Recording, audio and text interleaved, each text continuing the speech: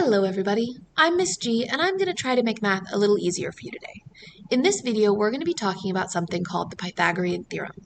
The Pythagorean Theorem is a process we use when we want to find the third side on a right triangle where we know two of the other sides. Here we have a triangle with an 8 and a 4 on two of the sides, meaning we have two values for two sides, and an unknown on the third side, specifically a question mark, meaning it's an unknown we want to find. And we know this is a right triangle because of the box in the corner. These elements together, two sides we know, one side we want on a right triangle, tells us to use the Pythagorean theorem. The formula for the Pythagorean theorem is a squared plus b squared equals c squared.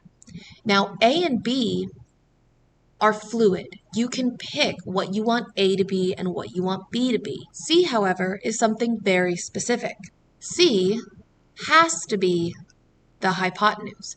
If you put one of the legs where the hypotenuse is supposed to be, the problem is going to be wrong. So on a triangle like this, your first job is to identify the hypotenuse. And if we start at the right angle, go to that corner, you can draw an arrow across the triangle, and that's going to point out where your hypotenuse is. So in this case, our C value would be 8. As for A and B, well, A could be 4, while B is our unknown. That's fine. Or if you prefer, B could be 4, while A is our unknown.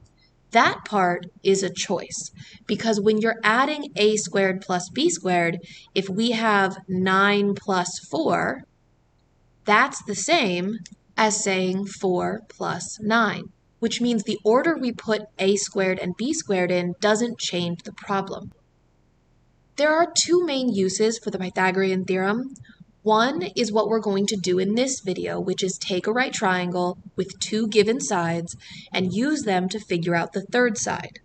The other purpose of the Pythagorean theorem is to determine distance. In fact, the distance formula is based off of the Pythagorean theorem. But that's not what we're going to look at in this video. When we're using the Pythagorean theorem, we're going to follow 6 steps, and they'll be easier to understand if we see them as we go, so we're going to take a look at those steps in terms of an example.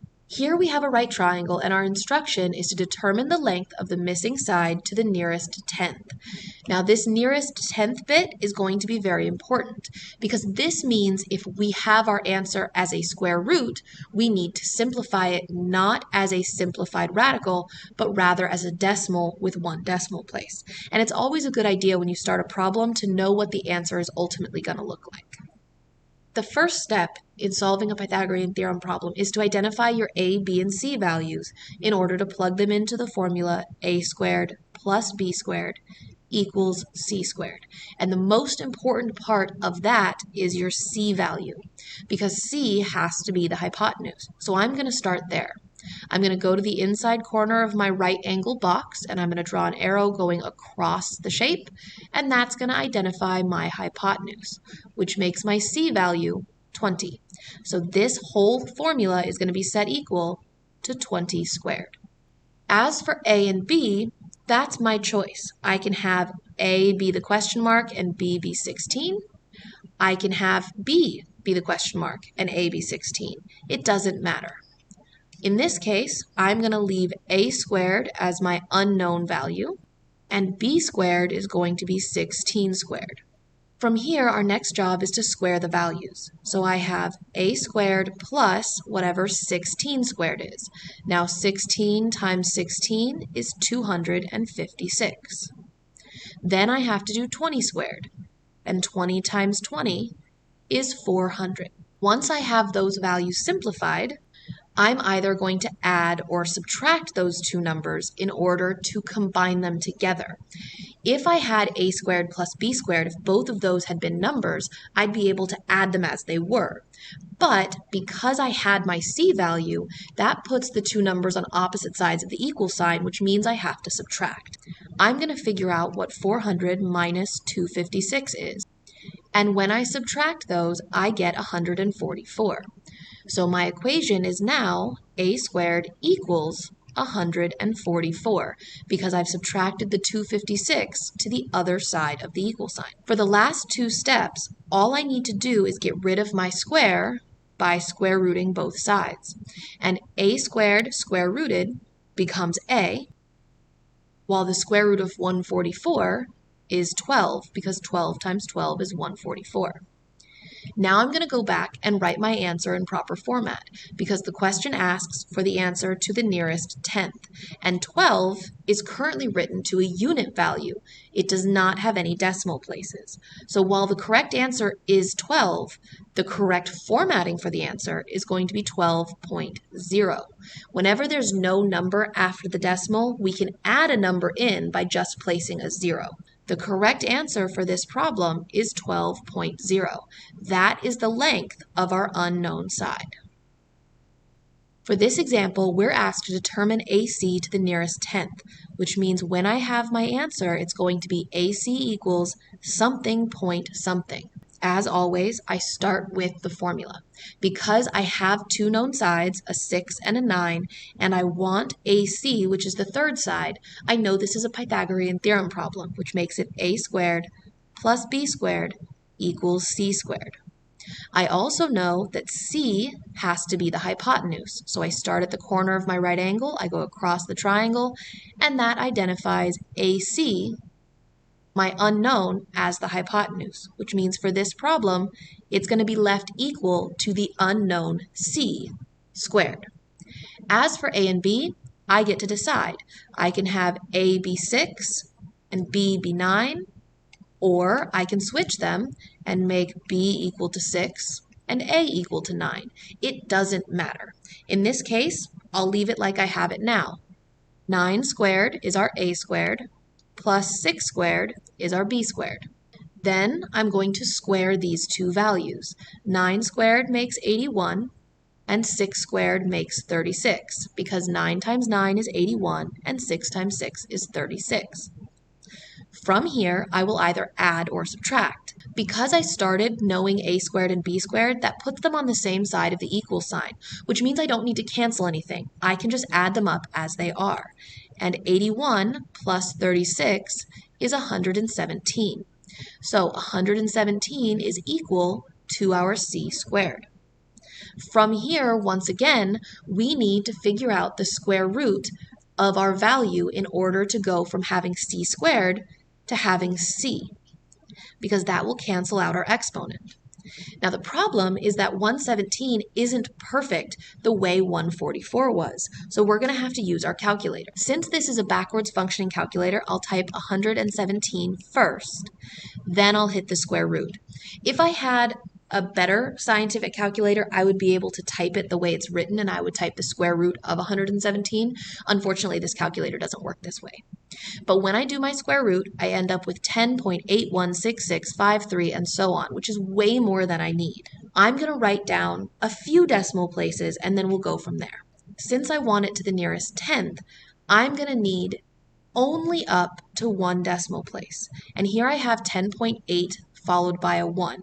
And to round this, I need to think about whether I'm closer to 10.8 or 10.9. And 10.81 sits here, much closer to 10.8 than 10.9, meaning we'll round our answer to 10.8. For our next example, we're going to follow the exact same process. We have two sides we know, we want the third side, which means we're using the Pythagorean theorem. A squared plus b squared equals c squared. Our hypotenuse is across from the right angle, which in this case is unknown, so c is going to stay c because we don't know what it is. A and b, however, are going to be these two numbers, and the order I put it in is completely up to me. I have decided to put 7 as a and 24 as b. From here, we multiply it out. 7 squared, or 7 times 7, is 49. 24 squared, or 24 times 24, is 576. Which means that 7 squared plus 24 squared is 49 plus 576. And when we add those up, we get 625. Our c squared value is 625, but we don't actually want c squared. We want the value of c without the exponent, which means we have to square root in order to cancel that exponent. And we end up with the square root of 625 equaling c. And the square root of 625 is 25. Sadly, though, 25 is not the answer. It is correct, but the problem wants the nearest tenth, which means we need to take that 25, write a decimal behind it, and add in a single unit behind that decimal. Since there's nothing there, we put a 0. And that gives us the value of our missing side, 25.0. For our final example, we're asked to find df, which is this side. We have two sides we know and one side we want, which means we're using a squared plus b squared equals c squared. Our hypotenuse is across from the right angle, making it 14, which means our c value is 14. As for a and b, the 7 and the unknown, I get to pick which one I want to use for which. I'm going to make my unknown a and 7 b. I have no particular reason, it's just my preference. So a is unknown, it stays a squared. B is 7, so I have 7 squared. C is my hypotenuse, so it becomes 14 squared. From here, I square the numbers. A squared plus 49, because 7 times 7 is 49, equals 196, because 14 times 14 is 196. Then, because they're on opposite sides of the equal sign, I have to subtract that 49 in order to cancel it, leaving me with a squared equals 147, because that's what I get when I subtract 196 minus 49. From here, we get rid of our exponent by square rooting both sides, which gives us a value of 12.124, and so on. When we round that to the nearest tenth, that means we want to stop after one decimal place. So we're going to look and see if we are closer to being 12.1 or 12.2. Now 12.12 is sitting about here because we have 12.11, 12.12, all the way up to 12.19 before we get to our top of 12.2. And since we're closer to 12.1, that means our answer is going to round down to 12.1. And we'll write it as df equals 12.1 because that's what the question asks for, the value of df. I hope I made the Pythagorean theorem a little bit easier for you. And if you want to help me out and hit that like and subscribe button, I would greatly appreciate it. But if not, I still love you. I hope you're having a fantastic day. Bye, everybody!